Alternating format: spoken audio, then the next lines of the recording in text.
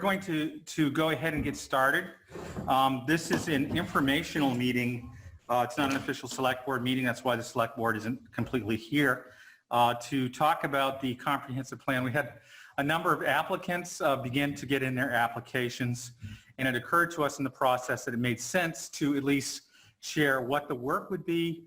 I think there's been quite a bit of information going around in terms of what that work would be, whether it would be an overload or if it would be, you know, what the work itself would actually be. So I wanted to make sure that people knew who were applying or just had a level of interest, what the nature of the work would be. And I also didn't want anybody to be scared off because I didn't want it overstated as well. So with that, I'm going to start. We do have some people joining us, I believe, by Zoom, and I thought I would just sound check those folks to begin with. Do we have anybody? I'm here, Pam Mitchell. Hi, Pam. How are you? I'm good. How are you, Bruce? Good. Anybody else? Hi, Bruce. It's Henry. Hello. How are you? And who else do we have here? Hi, Bruce. It's Henry Clausen. Henry Clausen. And the other two ladies, if you could introduce yourselves. Hi, this is Jessica Gorton. Hi, Jess. Hi, Bruce. And Maureen Kinder. Maureen Kinder. I hesitate to say, you know, in the lower right-hand corner or anything because I never know with Zoom. That's caught me several times now. KV Cog is contracted to assist us with the comprehensive plan. And we have Joel, your last name is? Greenwood here, who will kind of go over what the scope is, what the schedule is, and what the work pieces are so that we get a good background on that. So I'm going to turn it over to Joel. He may defer to Eric on a couple of thoughts now and then, or myself. We'll save questions for the end, although if there's something you don't hear or needs to be clarified, I think, Joel, you're probably comfortable with somebody saying, just a minute, I didn't Absolutely. quite understand that. No problem. But generally, substantive questions, let's save them for the end. So Joel, it's really your show, please. Okay, thank you so much. Yeah, as stated, my name is Joel Greenwood. I'm the Planning Director / current Interim Executive Director at KV Cog. Yeah, we've been contracted with the town of Readfield, one of our members with the KV Cog. So we're looking to almost do what we would like to call a full service comprehensive plan contract. The long and short of it really is it's probably something like a 18-month to possibly at the long end 2-year process.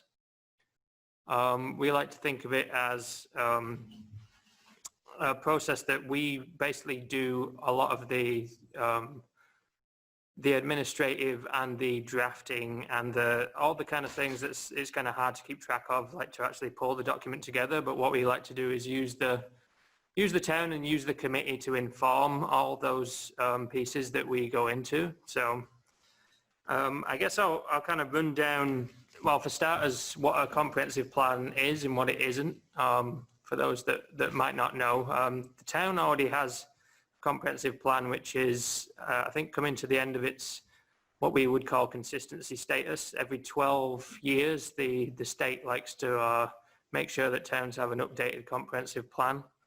That doesn't, a comprehensive plan to begin with is not necessarily a legal requirement for a town. It's certainly a recommended one. We would recommend it as the local planning organization, and the state would recommend it as a good tool to basically decide what the town would like to do to basically further its development over the next 10 or so years. So it's non-regulatory in that sense, that it's not like a zoning ordinance. It does not determine what can and cannot be done at certain places. It's just a guidance document, which hopefully the decision makers and the committees and the leaders in town will be able to use as a reference point, because it would be informed by all the relevant information, the data, and obviously the will of the town at the point that we develop the plan to agree that is how they want the town to develop or grow, or how, well, not necessarily develop and grow. Some towns don't necessarily want to grow too much, but however that is. So it's a guidance document. Like I say, good for every about 10 years or so. So now has come to the time where we basically feel like it's a good time to update Readfields. Obviously the town's decided to do that, so we're here to help. The committee will generally be hopefully made up of a nice cross-section of various different residents or position holders in town, so that we, at least at the committee level, get a good kind of sample of of thoughts and perspectives on how we go about creating the plan. As I was saying before, we will do the lion's share of the work in terms of creating the actual document. The idea is that the committee basically is there as a reference to kind of almost proofread everything and to provide the local perspective that we can't gain from a lot of the outside data, and to obviously make the actual decisions in terms of policy that the town can look to follow going forward. The plan is kind of what I like, or the process of creating the plan is almost like a 3-stage process. The first stage being what we call the inventory and analysis. So a comprehensive plan is generally made up of a subset of topic areas, which basically cover the whole breadth of possible topics within the town, everything from the basic demographics of, you know, the age and composition of the town, right through to, well, to housing, transportation, natural resources. I won't list everything here. It basically tries to cover everything. So we have all these general topic areas, or chapters as we might want to call them, that we need to update in the first place. We will work to do, I'd say, like 90% of that, and as the committee is generally going to meet, I would say monthly, ideally, unless otherwise needed. We will kind of work our way through each of those chapters, where we will provide like a draft chapter, a draft issue paper, as you will, for each of those topic areas. For example, we will say, for example, we're covering housing. We will provide a chapter that covers all the kind of raw housing data and information that we can assemble from the best available sources. The role of the committee generally would be to kind of review that for common sense, really, because a lot of the data sources we have are generally good, but especially with smaller towns in an area like Central Maine that we're used to working with, the data certainly doesn't say it all, and can also be kind of somewhat inaccurate. So we would ask the committee's role would therefore be to kind of just read through this, review this, see if it makes sense in terms of actually, you know, being on the ground. If those, because sometimes there can be random statistics that stick out, and we can look to improve those, make sure it's a good local representation. So, like I say, we will put together all that things, so the committee itself doesn't necessarily have to work to find all this information. That is our job. We will present that in good time before a scheduled meeting, for example, and just ask folks to be able to read through that and come up with any obvious corrections that they see, but also to start to think about what the data and what the information that is being gathered actually means for the community going forward. I mean, if we can look at and think about certain issues that might arise from that, which would go down the line to informing the policy about how we want that topic area to perhaps be managed in the future. So that would be, you know, we would go through each of the topic chapters in that way. The committee would assimilate those and look for general corrections. And there's obviously a lot of local information that we can't get anywhere else but from the local people in town, and from perhaps the local town officials who will be able to supply that on a local level that's not available anywhere else. So in terms of that kind of actual work, it would be limited for what we expect a committee to kind of do. The committee is almost, like I said, there to assimilate and try and review information and make sure that it's accurate at a local level. and to consider the local issues that we might not be able to see otherwise. So that would be the first stage where we go through all the various topic areas. Generally month by month, we can kind of sometimes do a couple of different topic areas each month. And once we've kind of got a good inventory of where the town stands now, that's hopefully what we're aiming for, is a good representation of how the town is at the moment. Knowing that and knowing that's fairly accurate, then we can start thinking about, well, where does the town want to be in the future based on that information. So the middle, kind of second middle major part would then be a consultation process with the wider residents of the town, the community. I'll say at this point that it would be good, as we went through all those inventory sections I just talked about, to have somewhat open meetings to invite, obviously to invite anyone that would like to attend at any point. But specifically maybe if there's certain interest groups in town where certain parts of the plan are more relevant to their interests and knowledge bases, then they could come in specifically to help us out with those rather than having to do the whole process. So I would like to think it would be an open process going forwards to get as much information as possible. But that being said, like I said, the second major part is the general public participation process, where we may identify a few specific areas that kind of take precedence in terms of what's seeming like the pressing issues of the town, but also as an opportunity just to get general input. We will have a number of mechanisms, whether it be various technological or old school kind of survey efforts to go out and just try and get information back from local residents. And the other major thing being either having one or several public events. Obviously, in new times, that's become a little more challenging, but that's something that we'll look at down the line. It's probably going to be, by the time we get to this point, it will be well into 2021. So hopefully things are a little easier in the future. But to have some kind of larger scale public events, maybe even a public gathering if such a thing is possible, to try and then assimilate general opinions and attitudes based on it really can be anything. We sometimes try to focus it on specific issues that we already know have people's interest, but it's really an open house. We try and get as much information from the wider public as general about what they feel about the town, how they feel about the town should look to do things moving forward. And the committee is basically, in that sense, trying to be a conduit for that and trying to hear people's opinions and take those on board.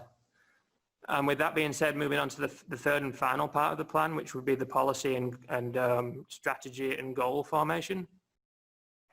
And that's essentially is where the committee probably has to do a lot more of the abstract work. Obviously, we will structure the documented parts of this, but this is the part that we obviously can't write for you. This needs to be, I mean, we can look at the old comprehensive plan and see how we've done on that. It seems to be, it was a good plan done back in the day. It just needs updating. So we could even see if there are old goals and old things that might want to continue or things that may have been achieved and we want to look at otherwise. But this is where the committee really needs to come into its own in terms of formulating strategies and goals tied to each of those inventory areas that we talked about, just to structure it somewhat. So again, for example, the housing. So the committee would then be kind of formulated to kind of come up with general goals and policies about what they would like to do to try and I say necessarily improve or kind of maintain anything to do with the housing stock or housing issue within the community. And we would do that along those topic areas also. And that would be where the committee has to kind of really flex its kind of its muscle in terms of coming up with these ideas. And again, based off all the information that we already have to know how things are, but also taking into account all the information we gathered from the public participation efforts. So for each one of them, we would go through usually on a monthly or so basis to kind of cover those same topic areas, but now look at what the town can do to shape each of those topic areas in terms of its development and its management going forward. And all throughout this process, Eric and the town staff are going to be integral in terms of general information and assistance, which I'm sure they're well able to do. And at the end of the day, we end up with a final document that we will compile based on all of those various different sections that we'll put together. Obviously, we can have a final consultation on the final document for amongst the committee for sure, but also we have to make sure that it covers all the areas that the state require for a comprehensive plan to be what they call consistent. Technically, a town can have a comprehensive plan that isn't consistent, but it's not much use in terms of it being literally a help. In a lot of the things that the comprehensive plan is good for in that sense is creating a town's eligibility for lots of grant programs, or at least scoring higher on any kind of grant applications when you have a consistent comprehensive plan. And to be consistent, it has to meet all the certain criteria that we are well aware of, and we'll make sure that are in the plan so that the state will deem it consistent. And I guess the very final thing after that is to go out to the community at large for a final adoption, whether that be through obviously perhaps a public hearing, and then a final vote through adoption through.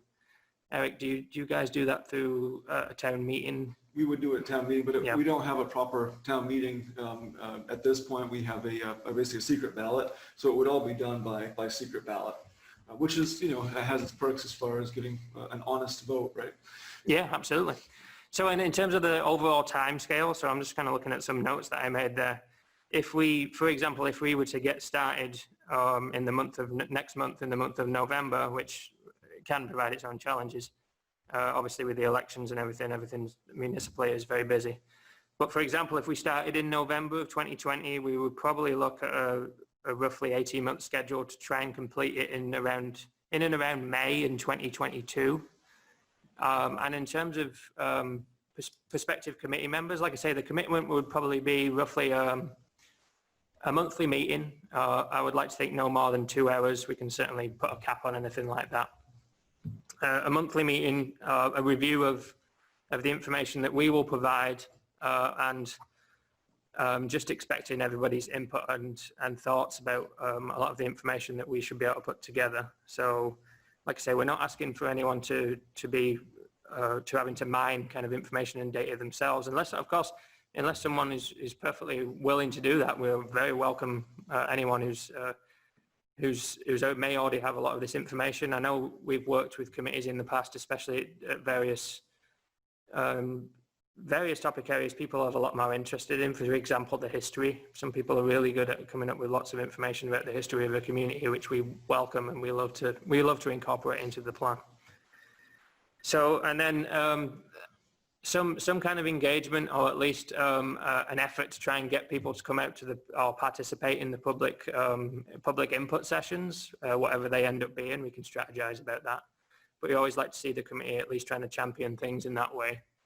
And then on the back end, like I say, is the formulating of policy, and to really think about using what we have learned from the data gathering and from what we have heard from as best we can going out to the general community, is trying to formulate policies based on that, not only from some of your own people's own kind of ideas and theories about how things should go, but trying to take into account what we've done over that previous time. So I think that's the long and short of it. I'm sure there's some other things that will become apparent down the end. One of the major components that the state look for is what they call a land use plan, which can sometimes concern people. It's like I say, as before, it's not regulatory, so it's not any official kind of zoning or anything like that, which can sometimes cause some concern. It's essentially, at the very least, a very simple designation of what they would call a growth area, as opposed to a rural area. So the simple way of putting that is, if there is to be any kind of significant development over the next 10 years, then where would the town ideally like to see that occur?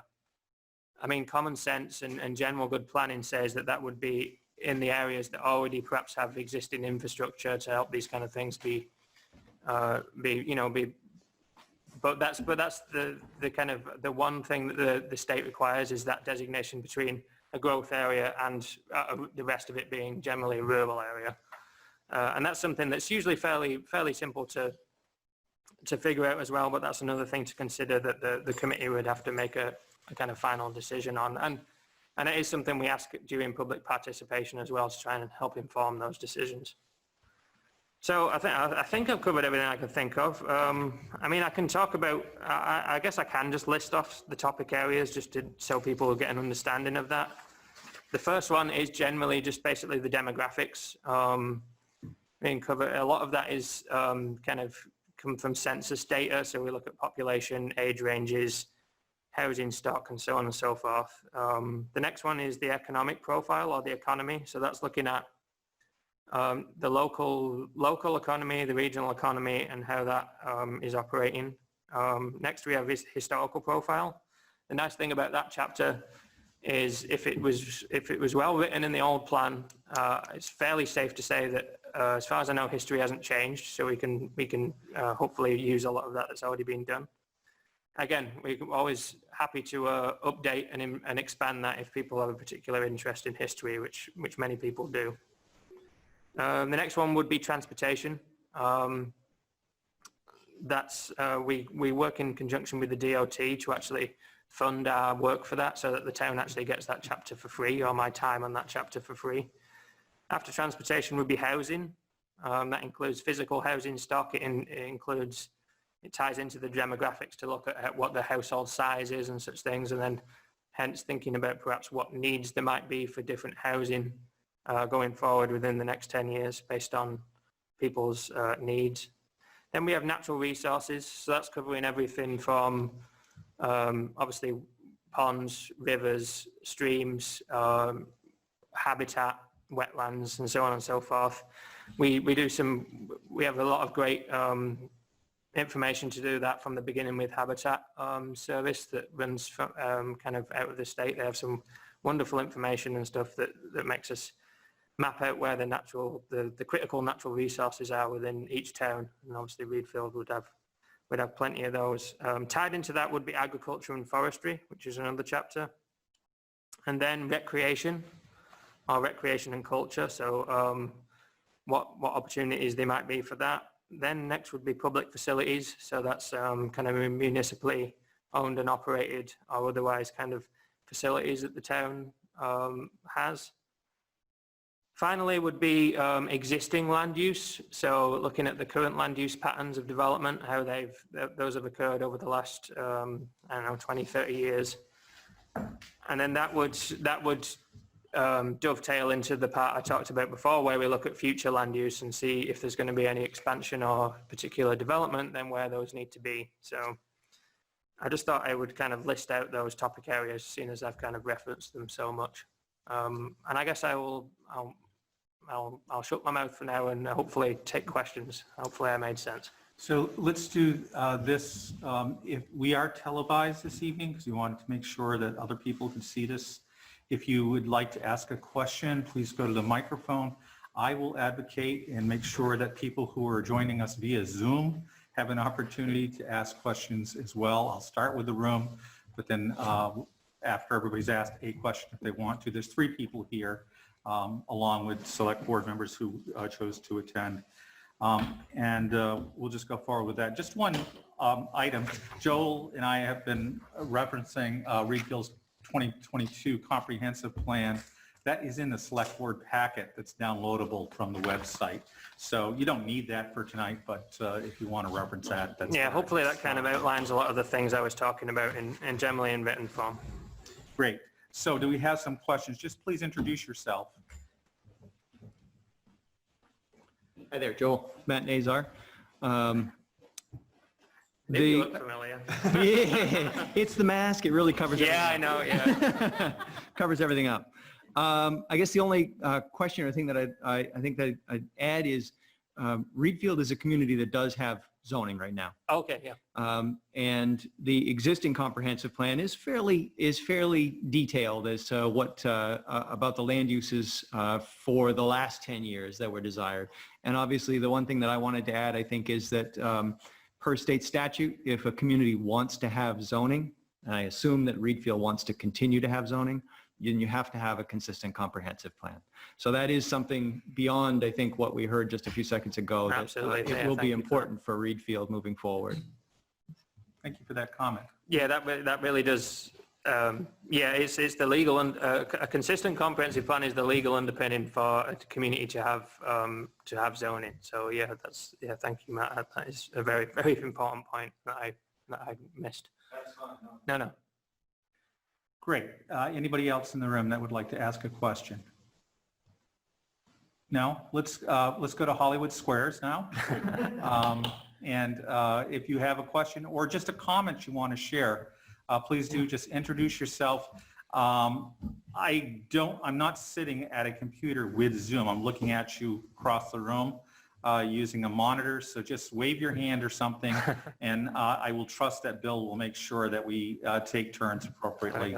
So Henry is waving his hand for Oh, Richard. look, it worked. Yes. Okay, go ahead. I just wanted to ask other committees in the town in the last iteration that we did in 2009 and even before that, working up to 2009, had, for example, completed the open space plan and other plans that are associated with the comp plan. And I was just wondering how much of that needs to be considered as part of this process. It seems like, for example, the open space plan would also need to be updated along with some of the other plans that are associated with our current comp plan. Yeah, that's an excellent point. I think one of the that makes me think actually one of the first things that we need to do at KBCOG, and I would encourage the committee to do, is become familiar with the existing regulations in town. So things like the open space plan, things like the current zoning. It's good to understand where those things, how those things are operating, and where there may be room for improvement or deficiencies in those based off, because I know everyone tries to write an ordinance at the best available information at the time. I mean, that's my day job, that's what we do, but things change, and this is an opportunity to put recommendations in the plan to make some of these changes to those kind of regulations that would, that's exactly the kind of like policy and goal that would come out of a major section, maybe perhaps the land use section, if those kind of issues come up, is to consider like an update to the open space plan and maybe even directive about how that should occur. So that's an excellent point. So obviously when it comes to the relevant section, so for example the open space plan, everything seems to kind of intertwine with each other. There will be times when we go through these and these things will almost make themselves apparent. The land use section in particular is obviously one that is going to talk about things like that, but it could also, for example, come into the housing if we think about subdivision regulation and the potential for conserving open space as a result of regulating subdivisions in a certain way. These things all intertwine. But that's an excellent point, one thing I would recommend of the committee is to at least be somewhat familiar with the current regulations, how those, what those are and how those are supposed to work, and maybe as people might already know or not, then this is great to inform me that maybe some things aren't working as they were supposed to, or there's other issues that we can look at, and that is something that will come out hopefully on the back end of the plan to make changes to the goals and policies to look to update these kind of things. I think I would add to Joel's answer that we're also trying to leverage the knowledge base that already exists in committees within town. So there are a couple of planning board members, conservation, and a couple of other committees that are sending committees. There's also at-large citizens, and we're hoping that mix, along with Eric, the town manager, being an ex officio non-voting member of the committee, helping give you some of those resources, help informing the process. So we'll go back to questions. I don't want to talk. Other questions or comments from folks that are joining us online? Yes. Bill, go ahead. The woman in blue, please. Oh, I'm Jean Scudder. Hi. Hi. I don't know what year the Brookings Institute did their work for the town, or if it's even relevant to bring their findings into things. Sorry. But will that be something that will be looked at, because that was they were looking toward Readfield's future and made some very specific recommendations for the town that I'd be interested in knowing more about.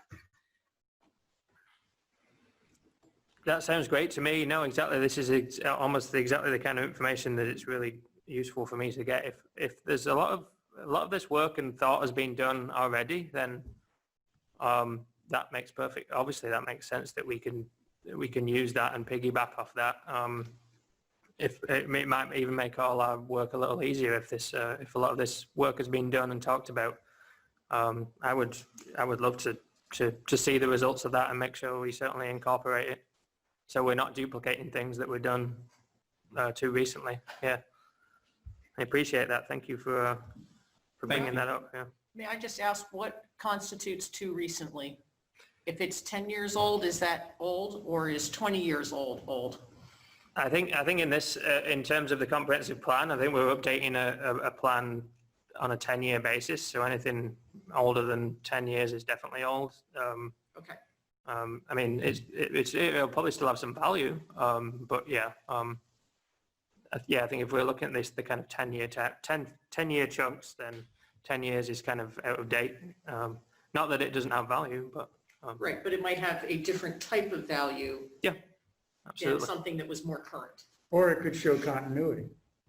That's a good point too. Yeah, Yes. yeah. The same things keep coming up over and over again. It's obviously, yeah. Do we have any other questions from the dial-in audience? Okay, it won't be your last chance, I promise you. Eric, did you have something you wanted to speaking of add? things that happen every 10 years, we're wrapping up the census in this country. My last recollection was that data is available about 2 years after they complete. Is that accurate? And so we're probably just going to miss the window. And is it possible for us to update that if, say, by March of 2021 we have? Yeah, that is the unfortunate. It's one of them ones where we are falling right at right at the end of the 2010 census data being as old as it can be, and like as and when the 2020 census data starts to become available, I would sincerely hope that we can at least try and we'll probably have to start off using some of the older data, because that's just the way it'll have to be. If we have the opportunity to go back and update before the very end of the process, I would very much like to do that, obviously to make sure that it's the most up to date. Yeah. Thanks. That's my dry administrative question. So, Yeah. Great. Other questions, thoughts that people would like to share? I'd like to piggyback off of something that Henry brought up. And I don't want to be too specific, but it's a specific example that I think might be able to be applied to other situations, which is the open space plan.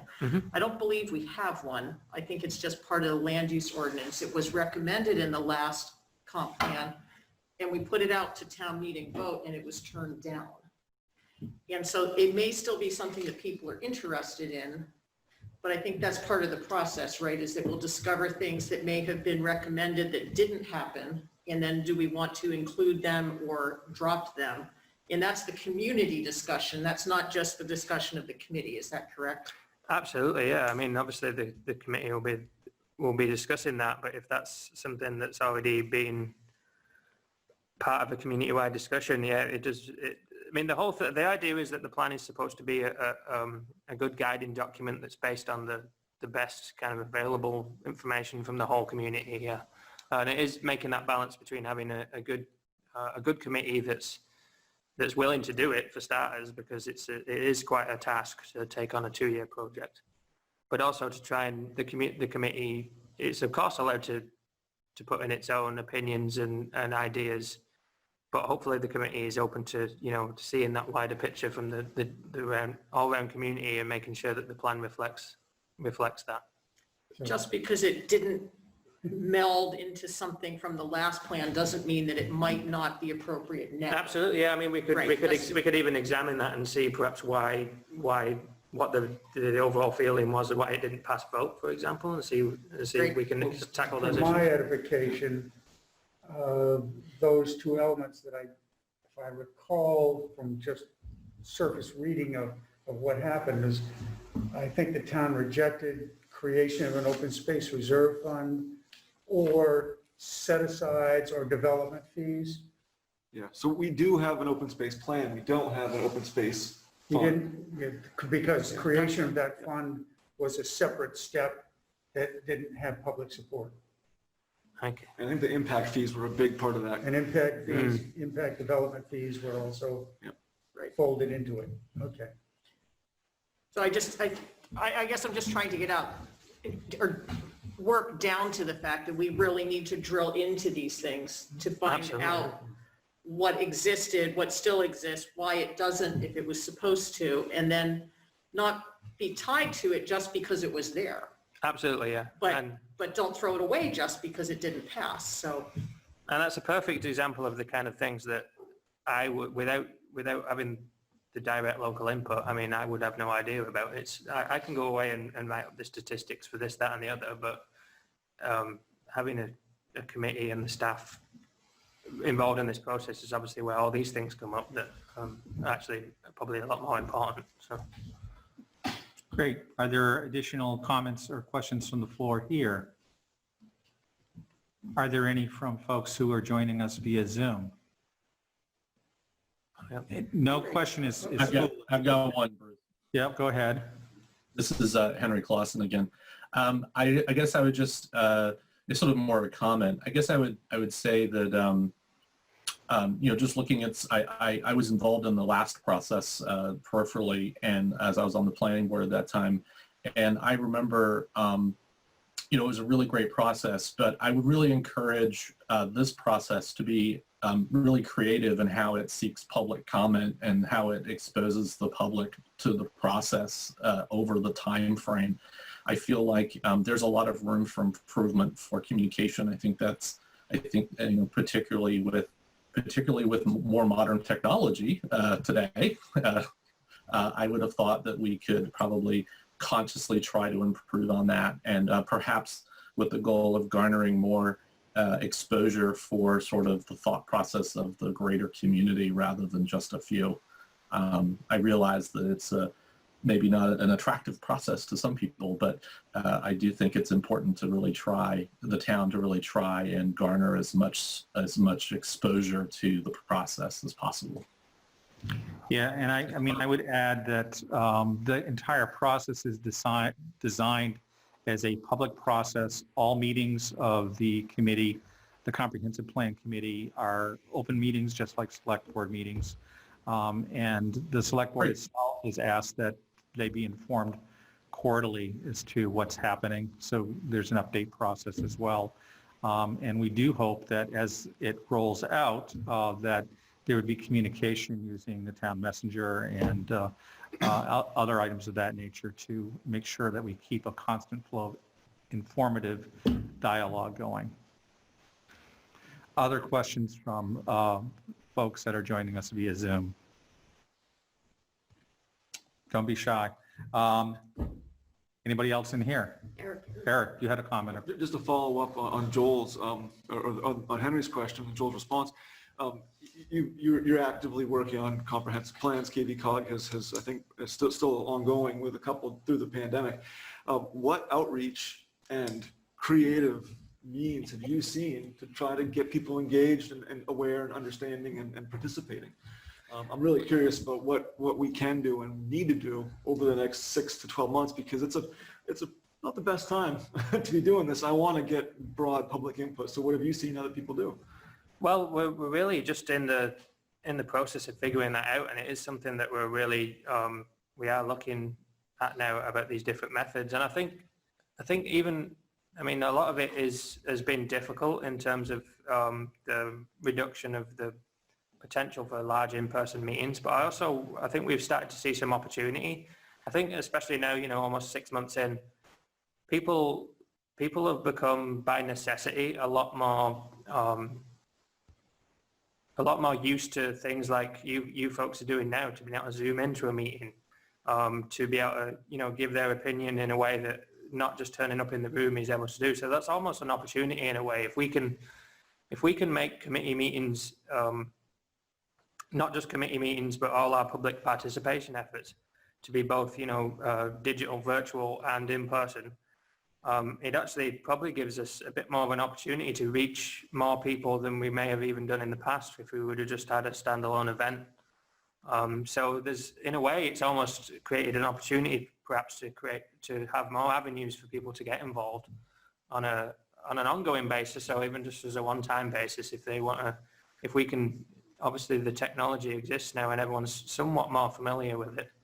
That should actually help broaden our public kind of outreach. And I'd like to see if we can continue that, even if it's every committee meeting or if it's at specific events, and we can do the virtual thing alongside an in-person socially distanced thing. And of course we've still got to do some of what the old school methods for a lot of folks that for various reasons either don't want to or don't have access to the kind of electronic way of doing things. We still have paper surveys, for example.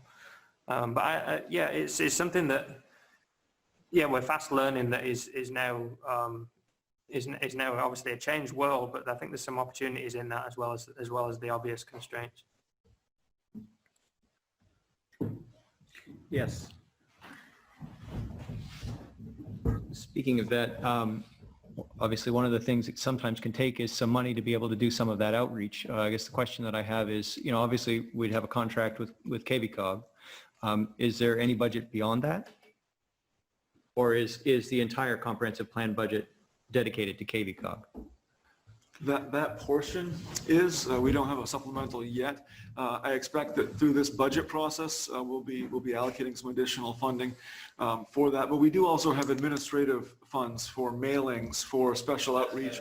So we do have some of that. Obviously, we try to be wise, judicious, and frugal if we can. But absolutely, this is one of those things that comes up as a community need, where we would send out a special bulletin or do a direct mail questionnaire like what we did with the age-friendly effort that found actually a really good success rate. I think we were at like 10% response rate. It was pretty good, statistically speaking, right? But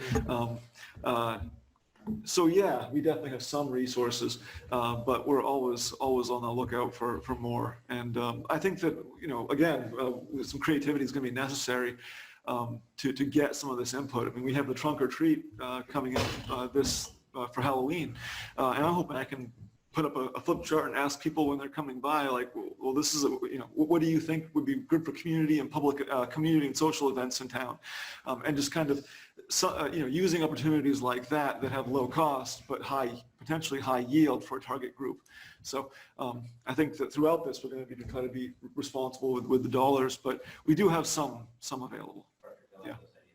Yeah, I like the idea also of almost piggybacking on other things. If we've got any kind of gathering of people for whatever, if we get the opportunity just to ask them a couple of questions, pertinent questions, and just note down a quick response, I think there's some real value in that too.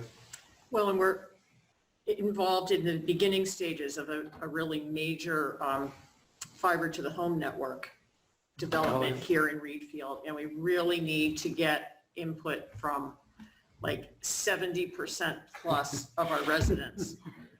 And so we really need to be creative and I think we might get a lot of people responding to that because that's something people are very interested in right now, maybe more so than our comp plan.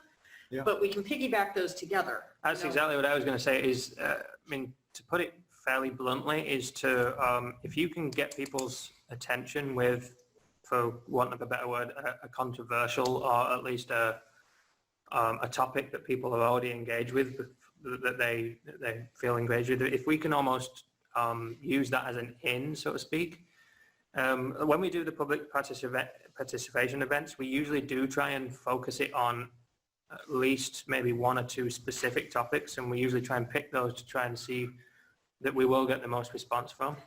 And in my experience is obviously the things that we're talking about that get people there are important, but once you kind of get them in the room, for want of a better word, or within the forum where, and everyone can they may come to have their say about a particular issue. If you can get them to stick around even for a short time, then you usually find them engaging in the other issues as well, where we might need some input. So that's a really good idea to almost, like you say, utilize an existing topic that people have already got a bit of a more of a vested interest in.